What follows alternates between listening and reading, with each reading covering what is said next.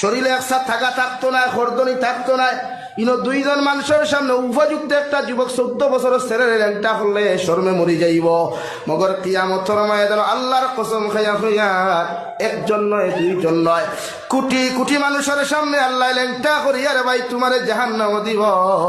চকুর পানি ফালাই আফসোস করিয়া কইবে, আল্লাহ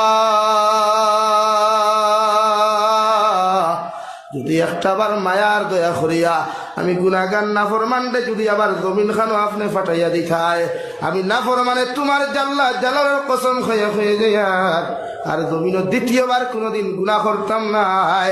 তোমার কাছে তওবা করিয়া তোমার ইবাদত করিয়া জেলা তোমারে রাজি আর খুশি জমিনও করা যায়, ওলা খুশি করিয়া আমি জমিন থেকে আইমু।